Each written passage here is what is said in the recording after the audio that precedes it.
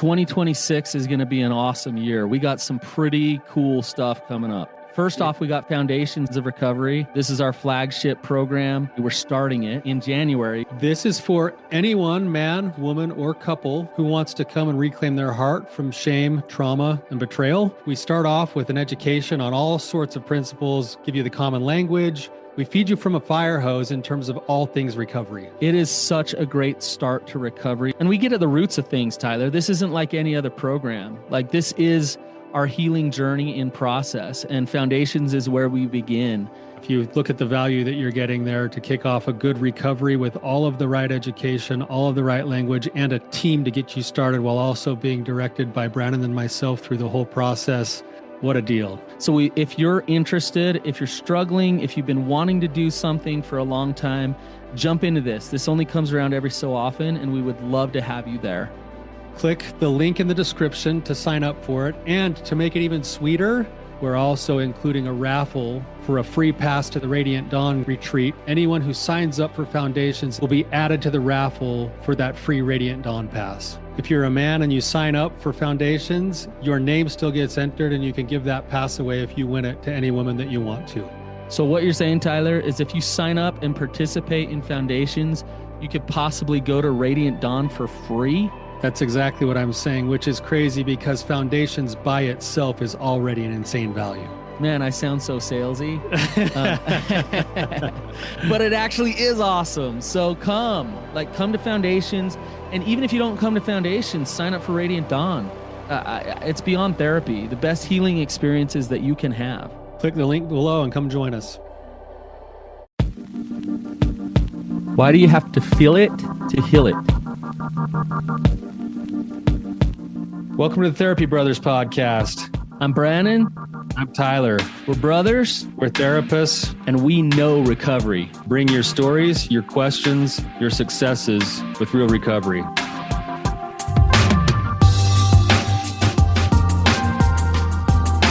Hey, Tyler, you ready to have some hard conversations? Let's do it.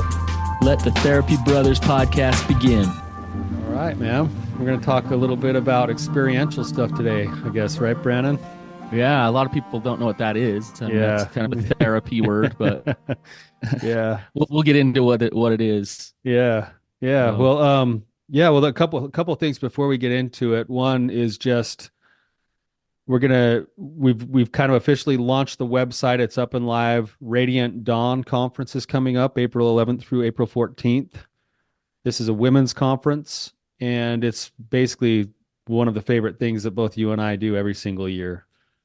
Yeah, I mean, it's awesome. And we're actually in this episode going to talk about some of the stuff we do there. Probably not too many specifics, but why we do these retreats and why we do these conferences. For me, Tyler, it's beyond just like, hey, throwing an event. It has to happen because I know that experiential work is important and it works, so we have to do it. Because both of us are such believers in it. Yeah, it's like we're called to do these kinds of things because we believe so strongly in the power of change that comes as a result of being a part of these things. And this, Radiant Dawn, it comes around once a year. And so if you put it off a couple years, you've wanted to come, you're going to have to wait another year unless you sign up this time. So just do it. Pull the trigger. Make it happen. Yeah, go to radiantdawn.org. That's radiantdawn.org, and you can take a look at it. There's tons of videos, reviews. You can kind of see what the experience is going to look like without giving away all of it. And yeah, it's awesome. Yeah, come on down. Let's do it. All right, Tyler. Well, Brandon, let me get a review out there too, really quickly. Oh, that's right. We had a review. Yes, we got another review that we just found. And so we want to share it. This one says, life-changing perspective. It says, my wife introduced me to this podcast about a month ago, and it's been a game changer. Since listening to the podcast, I feel like I've been able to communicate better with my wife, which has helped our relationship. I've also been able to understand and face things I have struggled with for years. Thank you. Well, thank you. We appreciate the feedback. We love the reviews. They're like little every time one comes through, Brandon and I are excited to to to get your feedback, and it's like little like presents that are left for us. Sometimes even if they're not very positive, it's still fun to get them. Yeah, love it. Thank you so much. Um, um, little presents that are left for us. Yeah. Yeah, like I get on like once a week and just kind of check the podcast, and once in a while there's a couple that show up and I get to read them and it's like, oh, that just brightened my day. Thank you. Yeah, yeah. So Um, love it. Um, all right. Tyler, can I start by telling you a story? sure. I don't know if you'll remember this or not, but you will remember the first part of this story of I was sports in our family was really important. Was it not? Yeah, there was pretty high priority placed on it. We all love sports. Yeah, like we're a sports family. We play sports. We do different sports. There was three boys to start. The first three boys, and it was just really like get out there and play sports: soccer, baseball, basketball, football, even. Um, and I, you won the genetic lottery when it came to mom and dad. I think you did about as good as you possibly could have. Like I, With my genetics, I think yeah, I think I maxed out the ability to be as tall as I possibly could have for sure, based on mom and dad's height, I right? mean, I don't know if you have the mailman's genes or what happened, but it's I am kind it's of a an little anomaly in our odd. It's a family. little odd. These long arms. Yeah. You're taller than everybody, and anyways, and so you had some good ability there with sports. Tyler was really good at soccer. He was really good at basketball. Um, and I did not win the genetic lottery, I would say. But I didn't realize I didn't win the genetic lottery, and so I would try my hardest and just be like, I'm not very good. Like what's wrong with me? What's wrong with me? I suck. Like what? And from a young age, I used to just think, what is wrong with me? What is wrong? How come I'm not better? And I was constantly comparing myself to you.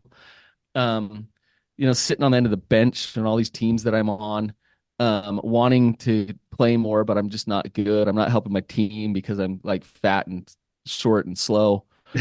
Um, You're being a little hard on and yourself. I know I'm exaggerating just a little. I got some natural ability, but I remember one day, um, I went to my baseball game, and baseball was my thing that I was okay at. I wasn't too horrible at baseball, and it was like the second inning or something, and I hit a home run over the fence, just boom, just caught it, just right, just bam, and I remember running around those bases, just having this feeling of exhilaration and like, holy cow, I just did that.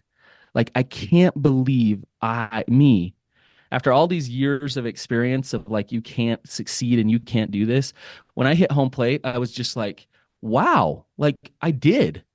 I had an opposite experience of what I was used to, failing and failing and failing, and had an experience of success. And it really, I remember it to this day very well, right? That day changed my world in many ways and helped me look at things a little bit differently. Of I might not need to be you and be really good at basketball and whatever, but I am capable and I can do some miraculous things. And it changed my story a little bit inside of me. Um, so, but you know what had to happen, Tyler? Because you could have told me, or mom or dad could have told me, like, oh, like Brannon, you're good enough. Oh, yeah, you're great. You're like you beat me at one-on-one, like one every 20 times we play. Like you're great. Yeah. Um, but like saying those things to me, or me even telling myself that, did not have the same profound impact as actually hitting that home run, right? That So do you see where I'm going moment. with this? That Yeah. moment that I That had. moment you lived with a certain built in without even knowing it. You lived within a certain kind of like level of, let's just say, emotional wavelength of energy or belief system about yourself. And And you did have people be like, be you're good enough or be this or be that. Oh, all the Like, time. yeah, but you didn't feel it because you didn't believe it. Right. And something shifted in that moment in what would have taken less than 60 seconds to round the bases. There was something that altered the way you felt about yourself and your life, probably forever. Yep. And And and it yeah. was a moment. It Yep. was a moment. You're saying kind of a key word there, and it's felt it, right? So Mhm. it's not just processing it in my mind, it's my heart, my soul felt it, and something happened inside of me. And what happens with trauma a lot of times, you talk about trauma is having experienced something. Trauma is an So emotional experience that alters the way you live your life, exactly. Well, and whether that's little t, whether you subtle, know it or not. long-term trauma, or a big event that it's what you just said it is. It's life-altering experiences, right? Um, and so when we're young, this trauma shapes the way that we process and interpret this world. And our defense mechanisms start to get built for survival purposes. So we have these experiences, they come around, and then we build defense mechanisms to survive in this world as a result of the trauma that we've experienced. Um, and we get really good at it and really automatic at it. And the problem is, what's the problem with it, Tyler? Well, the problem is that because it's changed us in certain ways and we spend so much time trying to avoid the pain from happening again, we actually, in some ways, often invite the reenactment of the same kinds of trauma without meaning Yeah. to. Yep. That's one result. Like we start to recreate it. That's what Yeah. you're saying. Yeah. Yeah.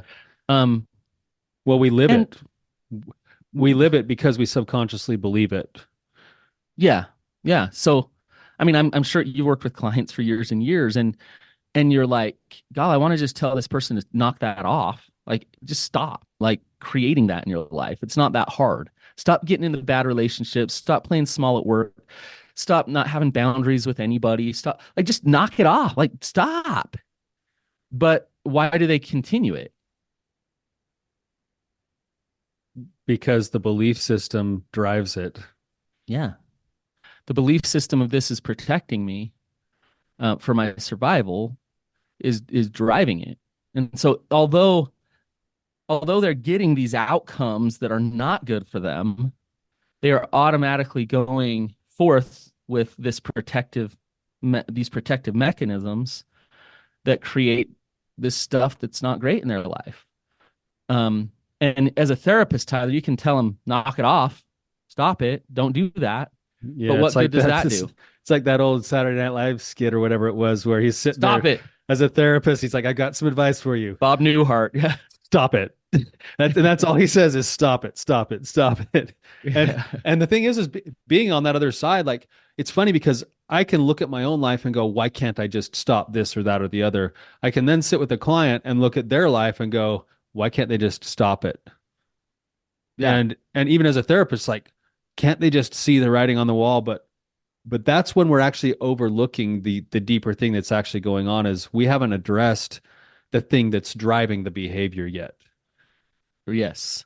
And Um, it's kind of like this too, where we can, like, I see this happen a lot with, like, hang with me here on this one, but I see this happen a lot with, like, people who have, like, who become born again, religiously, like they find Jesus Christ as their Lord and their Savior.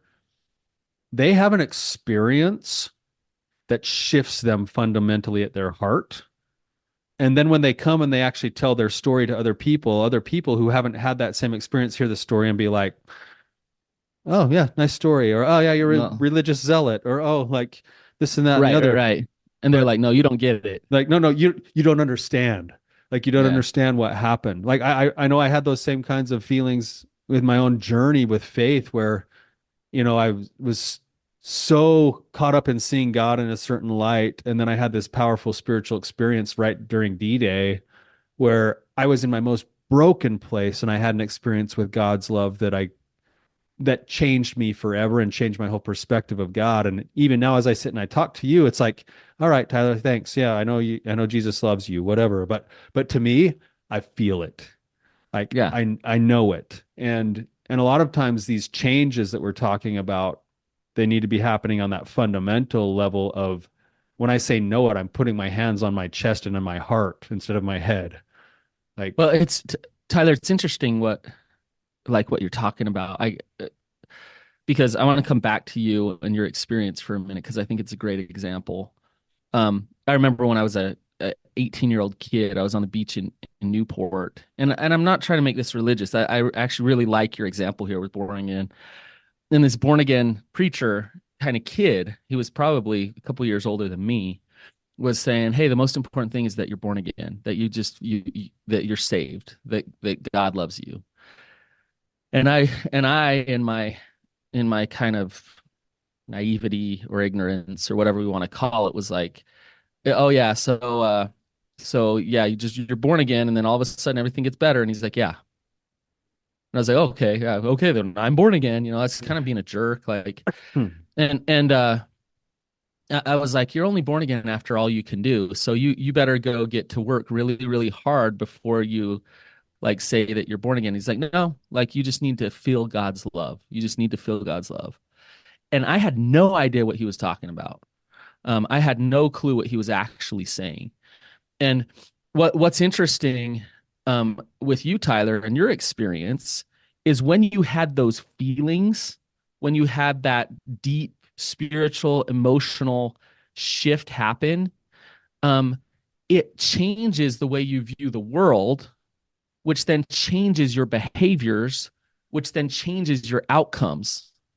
Right? Correct? yeah, well, and it changes it so if we could use my example for a second, and this is going all the way back to what you were saying earlier. I did grow up being the kid who was like, I was called the all-American boy. I was called a spiritual giant. I was called all of these things. So I was Angel boy. angel boy. I was getting all of the feedback that one would say, "Oh man, like he's got to have a ton of self-confidence." And I didn't. And I was spent my life trying to walk a path in order to be good enough to be loved. And then in the moments, and this is what's been so weird about my life, the most poignant moments in my life that have shifted my heart towards a different understanding of God, three of them have been in the most broken places I've ever been, where I've felt the least worthy, where I've felt the most broken. And it was in those moments where I had an experience with a higher power that shifted me. And when that shift started to happen, and I started to see God as a loving God who always loves me no matter what, You don't have to prove yourself. I don't have to prove myself anymore. Now I want to go do several of the things that I was doing before because my heart wants to do it rather than, oh, I better do it to be loved. And and then the patterns start to shift because the energy starts to shift and then the Yes. outcomes start to become different where, you know, I used to be thinking like, oh, I got to even the ledger by being doing service here and then doing really good at my therapy here and then eventually I'll be good enough here. Yeah, yeah, And your clients feel that, your yeah. neighbors feel that, and they're like, oh, like it doesn't quite feel right, even though he's being a nice guy. But when you're coming from a different energy because it's shifted, all of a sudden you like who you are when you look yourself in the mirror. You want to go put yourself into these good places because when you are loved, that motivation of being loved leads to the pursuit of expressing more love. Um, and so I, I it shifts everything. I love it. The the pathway, I think to having these experiences is a lot of times through a couple of things. One is surrender, and another is courage. So you have to be open, even in your brokenness. You were open because you were broken, Tyler. That's Like right. God busted you open there. It was just like I'm desperate. Like I just need something, right? And so you were open in that moment. So you felt. So you and through letting go of our protective measures some and surrendering those over and then opening up to an experience, that's when you have shifts happen, that and you can see different perspectives and feel different things.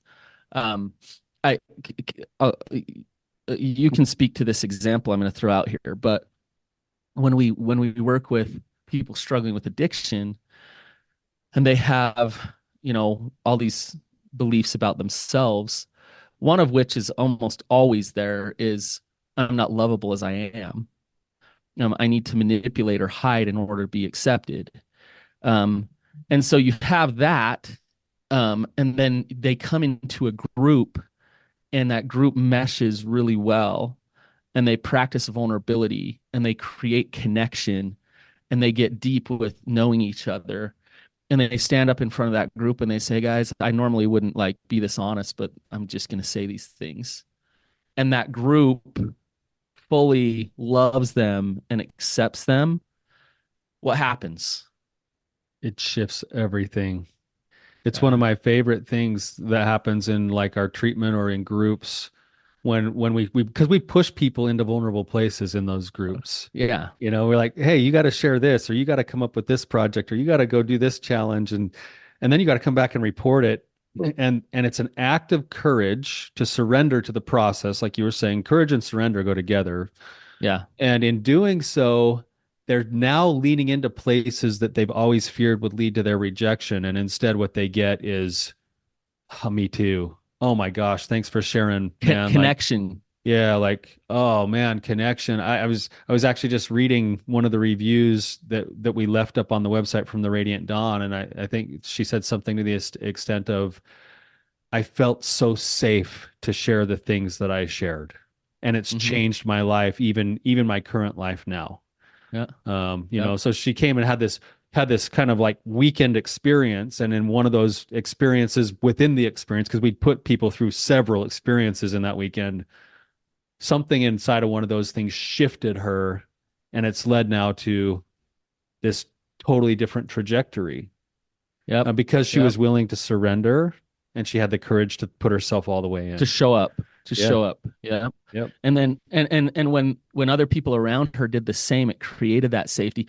So she's coming in with this belief of like, let's say she was just betrayed or divorced or hurt or whatever. I can't trust people. I need to isolate and kind of push away because I need to protect myself.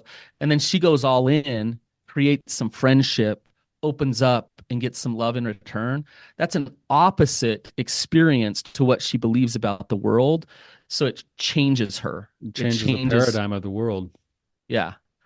Um, but it happens through that experience, right? Yeah, I think that's it. Like, if you look at how the most pervasive things that we get when we're traumatized is a belief system that feels true. So if I get mistreated in a certain way, then I feel devalued, I feel unimportant, I feel like I'm not good enough. And the emotional experience is like the cement that sets in the belief that's like, oh, that must be the truth. And so it would make sense that if we're going to be changing for the better, we would be utilizing the same systems that are so powerful for the negative, right? So we Mm-hmm. we would want to create some type of a glue or cement that goes along with a new belief system that allows me to be more adaptive in my life and in my world, and actually have more joy and peace, and in the way that I live. And so that emotional component, which you and I believe happens best when there's active engagement, vulnerability, experience, that can be used for good as much as it has been for bad. But Tyler, the thing about it is can it be fabricated? So I guess the question I'm throwing out there is, we're saying that having these experiences will shift you and heal you and help you. Can you make these experiences up so that you can go have them, right? Like, um, what do you think? Yeah, well, I mean, that's isn't that what we try to do? Yeah. And I think this is an important thing. Like this is because you've done EMDR, ART, Yep. EMDR, experiential stuff, and somebody who comes in to do EMDR, let's say, and they just aren't that open and their protective parts are everywhere. And what happens? Yeah, you hit what's called blocking beliefs, and you don't make a lot of progress in that session Right. because the Um, protectors are there.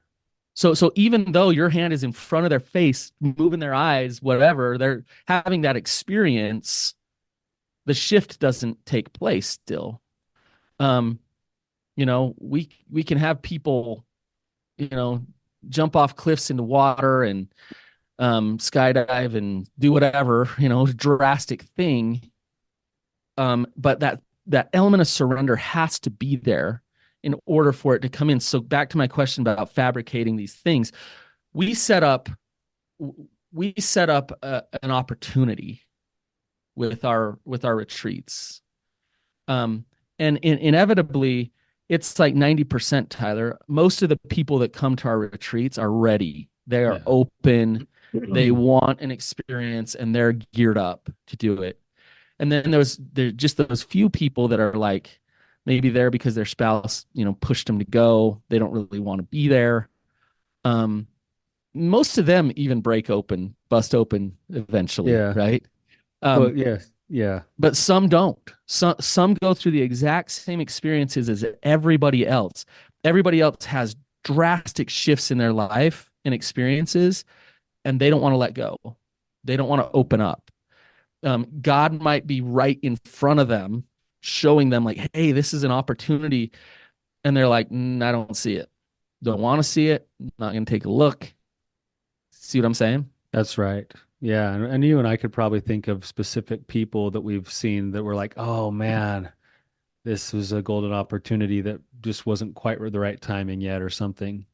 But for the most part, bringing this up, Brannon, thinking about their question as to how do you help create these opportunities or these moments, I look at like what we do at the retreats, and there's a few principles here that I think are actually worth identifying when you're thinking about the power to experience change. One is to what you said, the people who actually come to the retreats, it takes a lot of their time, it takes a lot of their money.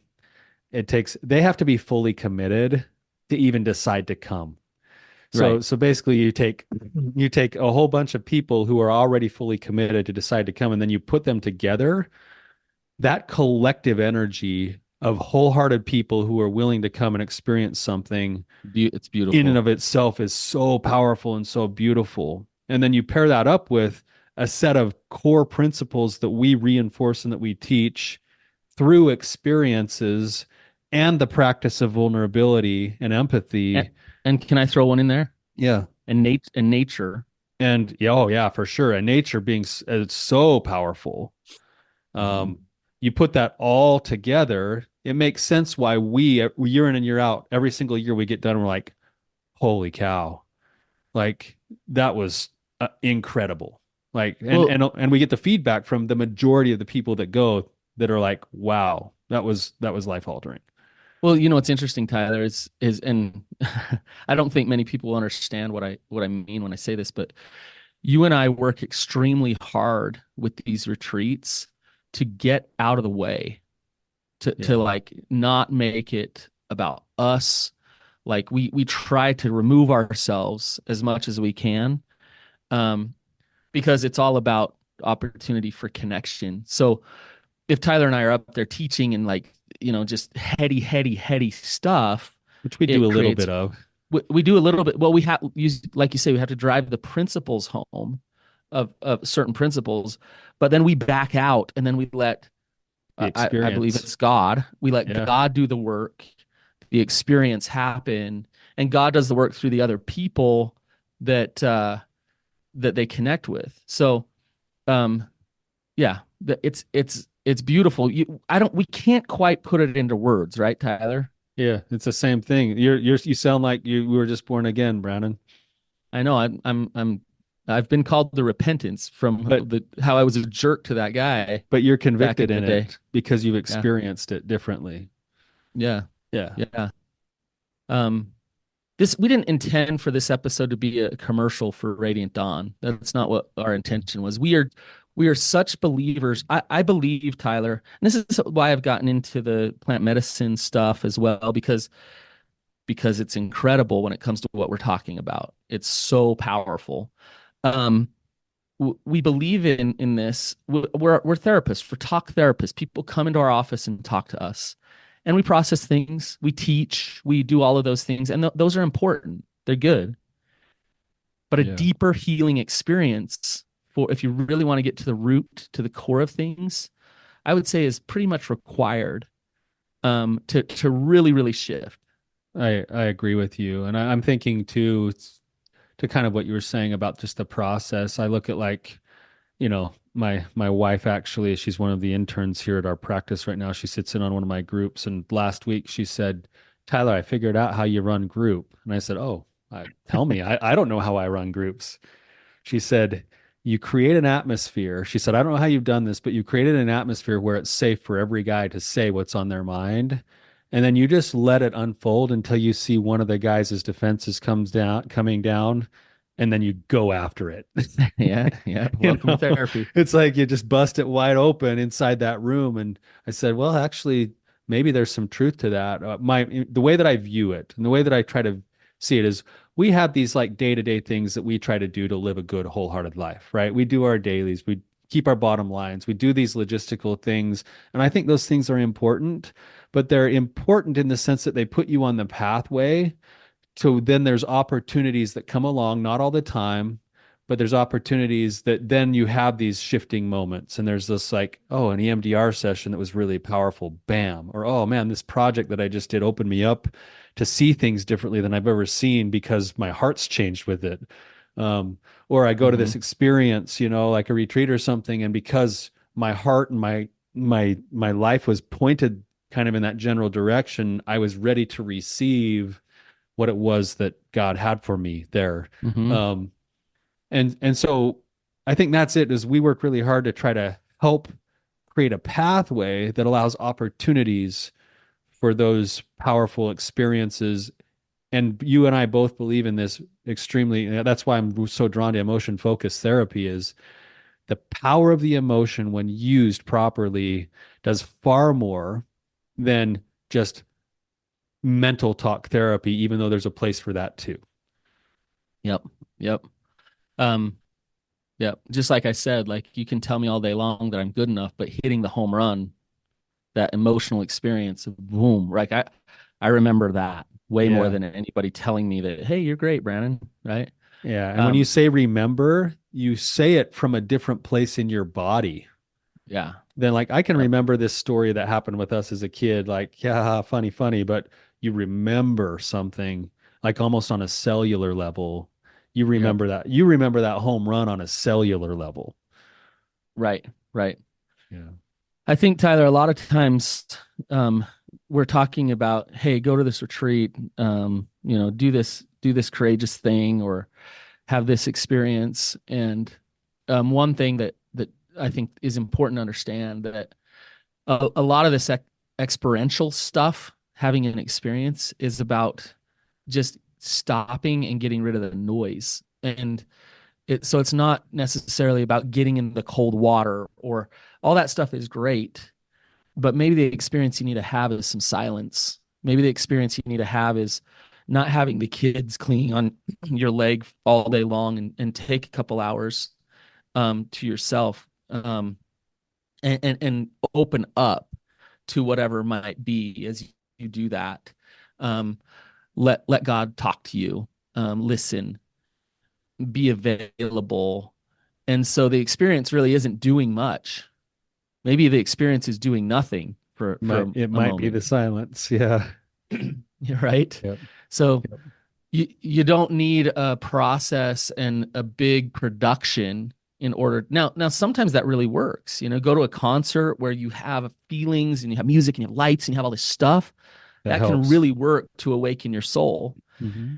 And sometimes just taking a break from the inputs that are just taking your life over can work to awaken your soul. Yeah. I love that you use that language. My daughter went to a Mumford and Sons concert a couple of years back, and they were sitting on the very back row, and he did kind of this introduction like, hey, welcome everybody, and he's like, especially all you mother effers at the back, like, thanks for showing up, so he's like yelling at him and stuff. But then later on in the concert, he played one of their songs, which is called Awake My Soul. And my daughter sitting on the back row at that concert, something inside of her totally shifted. She came home and she Mm. was like, "Dad, this song, you wouldn't believe it." And she was trying, I could tell something had happened with her because she was trying to find words that would let me feel what she had experienced. And she had had an experience of all places at a Mumford and Sons concert right after she got called a mother Yeah. effer.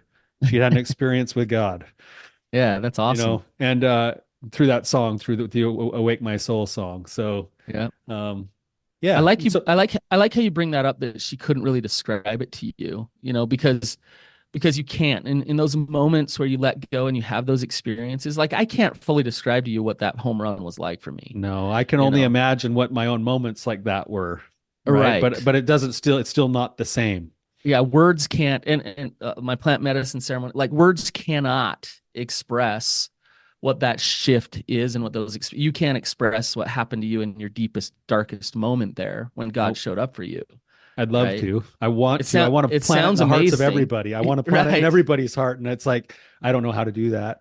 Yeah, you can't. Yeah. And but it's those moments that you can't describe. You're having an emotional, because words are about heady stuff. We have to, you had an emotional like awakening of your soul, and you can't really put those things in words very well. Yeah, I would just add one thing for people sitting there thinking right now, like, well, then how do I get these experiences? Like, it's not like Robin Williams in Hook when he's got to learn how to fly. And he's like, I gotta fly, I gotta fly, I gotta have this How experience. It's come I'm like not just flying now? it's Yeah. only after he actually falls off the rock, I think he hits his head, and then he's like wakes up thinking of his kids, and he's like, oh, I found my happy place. And then he's flying, right? So what I would say is to anyone listening to this saying, I want to have some of these kinds of experiences. I know that one way to help at least cultivate the ground where the soil can be fertile for this is to lean really heavily into mindfulness and curiosity, Hmm. acceptance of life on its terms and being curious what's going on for you rather than living in the shoulds or shouldn'ts of life. And when you learn to say, I'm going to fully throw myself into this experience, like I just had this experience today, Brannon, and yesterday. Um, I've been so torn up emotionally since this happened. You know that last night my daughter she harvested an elk right on the second to last day of the season. But it felt like two things were happening at once. It felt like we were having this like God wink moment where this elk, who are usually totally afraid of people, we were sitting in the right perfect spot. This elk walked into with like 30 yards of us. Just we went to go try to hunt it and it came to us. Hmm. And then but it was also in a situation where it was a mother with a yearling. So the baby's going to be okay living by itself, but to watch this unfold, to have my daughter actually harvest the elk, and then to watch my daughter's emotions go through everything that goes through all of this. Like I have literally wavered on a teeter totter of like from elation all the way to like depression in the last 24 hours, Uh-huh. having Hmm. watched this whole thing unfold. And yet this morning when I'm sitting there pondering it and I'm doing some of my own just kind of quiet meditation in my mind, I'm like, even the painful parts of this experience are beautiful. They're going to teach me, they're going to teach my daughter, we're going to learn, we're going to get better at what we were doing. Like we're going to I have a video that I took of Paisley after she harvested the elk. She walked up to the elk and she put her hand on its fur and on its face and started petting it, and then she just starts sobbing. Hmm. She just cried. And I ran the video for about a minute before I turned it off and went over and gave her a hug because I wanted her to remember all of that experience, including the sadness that she felt, right? Yeah. That has a potential to teach her too. And if we're willing to embrace the full life experience, all of those experiences become windows into the potential moments that change us. Hmm. So Yep. anyway, I hope that makes sense. Well, I love that, Tyler, and it's funny since you've told me the whole story. Like I'm going through my own process with it, like ups and downs, like putting myself in that situation, like and really asking myself. And I think this is important. Does God call us in? Sometimes God calls us out. And to know like when that nudge is happening to have certain experiences. I believe it or not, I was on you call it Shamestagram, but I was on Instagram, and this ad came up randomly about this weird thing, this weird exercise healing breathing modality thing. And I saw it and I thought that looks really weird. It was an experiential thing. And then I found myself going back to it later that day, like looking up the website. And then I was like, why am I looking this up? This is just weird. It looks just weird, you know. I was nudged. I was nudged. It was saying God was saying, you need to go to that thing. Like go to that event. Go to that event. And I didn't know why. But I listened and I stepped in and I went, had a really good experience, and it's changed things for us, Tyler. It's opened up avenues and possibilities, It's and completely altered the way that we actually just did our last retreat because we of do our what work. you experienced, and it actually made it even better and even more powerful. Yeah. Yeah. So I don't think we just jump off of cliffs all the time because we want experience. Okay, I'm going to just go do that like reckless thing. Our protective parts are there for a reason, telling us step in or don't. Our protective parts get overactive.